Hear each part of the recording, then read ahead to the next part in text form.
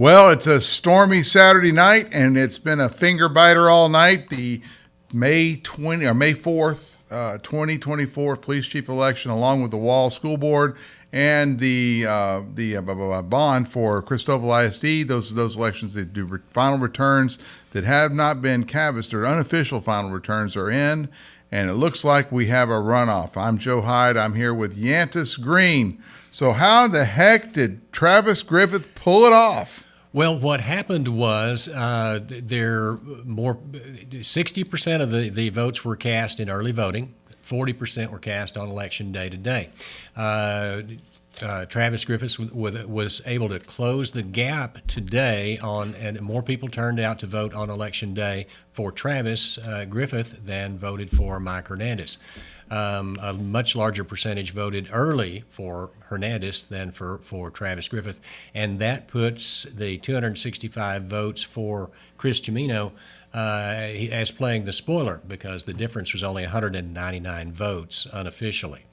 So 199 votes. Hernandez still defeated everyone, but he didn't get his 50% of the vote plus one vote. Fell just short of the 50% plus one, so there will be a runoff on June 15th, and that gives them 6 weeks to gather their troops and raise a lot more money and knock on a lot more doors. Let's show the results so people know what we're talking about. This is the police chief race, May 4th, 2024. As you see, Mike Hernandez still was the big vote getter, not big vote getter, but by 265, right? But he was not able to get. Our percentages don't do the decibels, so that's why they're rounding up. So you're going to have a little bit higher because we're only using 2 digits on the percentages. But Chris Cimino was able to be the spoiler here. That's right. That third candidate, 263 votes. There's 199 different.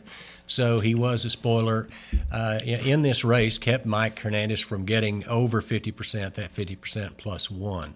So that triggered the runoff that again is coming in mid-June. So we'll see. And there are questions. Will Chris Cimino endorse one of the other candidates? Which one will he endorse? This comes down to knocking on doors and handshaking and talking to people one-on-one. It's less than 200 votes. It's going to be a very interesting, very hard 6 weeks for the candidates. It's going to be fierce.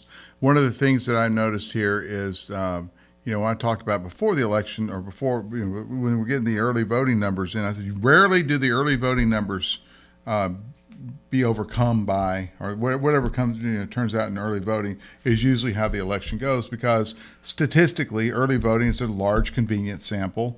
You had, right. You had 4,000 something votes there, and that kind of will predict it. But what happened here was things on the ground shifted on election day. And the same thing happened during the county judges race in 2022. Todd Coles actually beat Lane Carter by a couple hundred votes in early voting, and the early voting and absentee voting, but then Carter comes on strong on the election day, and he did the same thing during the runoff. Right. So they're using the same playbook, so to speak, because Travis Griffith was the guy running the playbook for Lane Carter. Right. And again, I mentioned in our first broadcast that there was a lot of noise on social media, and a lot of that happened during early voting, but I think the result was you saw a stronger election day turnout for Travis Griffith. So, and the other thing is, maybe Hernandez voters are older and they were a little bit worried about the weather. We heard some of that maybe some of them stayed home because of the weather, but to be fair, the weather today, it didn't rain until after 7 o'clock after the polls closed, so yeah. It was cloudy. But the threat may have been there, but I don't know that was that big a factor. James, go get that sign. In other news, in the Wall ISD, there's a I got to get the sign. We had to get one just for not for an endorsement, for posterity. But Houston guy won. He was one of the two that won. Can you show us the results? And of course, we all know Houston Guy because he was the 17 years as the head coach of Wall Hawks football team, and they always won. And we cover a lot of football, but looks like we have 2 winners here, right? Yeah, Houston Guy was the big winner, 544 votes, and then Doug Wilde down there at the bottom, 420.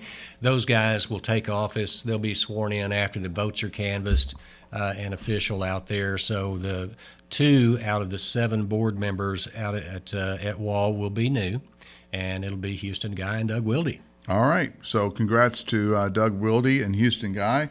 Last, another small school district. Actually, out in Christoval, yeah. We said this could have gone either way because you saw an absentee, it was 60-40. In early voting, it was 40-60, that kind of thing. So we were like, well, it could go either way. We don't know how election day voting goes, but do you have the results for the Christoval Bond? This is a $19.5 million bond, and look at that. And it passed by about 54%, 340 votes to 285. That money will go a long way to improving the brick and mortar part of the Christoval ISD, and it's been long overdue. And congratulations to those folks out there. That's a much needed improvement that'll be taking place out of Christoval. Couple buses and a kind of a new elementary school without asbestos. New classrooms and expansion of the ag building and of also the cafeteria area. So it's there's a lot of work there. 19.5 million's chunk. But the people that ran that election for the bond, I mean, they had signs, they were organized, they got out the vote. This is probably the 6th or 7th Christoval Bond go at in the last 20 years. Yeah, and they had a number of unsuccessful attempts at passing a bond, just like the San Angelo ISD. Mm-hmm. And they backed up. They stopped having bond elections for a while and did some of the work their own. As a matter of fact, they had a big donation for one of the buildings that they built out there. So it's been a while, and this is that was the STEM building. Yeah, the STEM building. And that was probably the smartest thing an ISD could do. They built that thing for like $250,000. Yeah. And you hear about school districts in the big cities, new elementary schools, $30 million. Yeah. And here's Christoval building a STEM building with, science labs and computer labs and stuff like that. It was a metal building. They built it for $250,000. Yeah, it's really the way to go in a school district when you're trying to build something without passing a bond, without borrowing the money to do it. A lot of good out there, and the Wall ISD, they're looking at expanding too. All the rural school districts out here are expanding, growing the number of students, and they've got school choice. They've got to have the facilities. De facto school choice. Well, state mandates, how much square footage you got to have per child in every type of classroom. So it's mandated that type of expansion. So. Well, it's been a long night.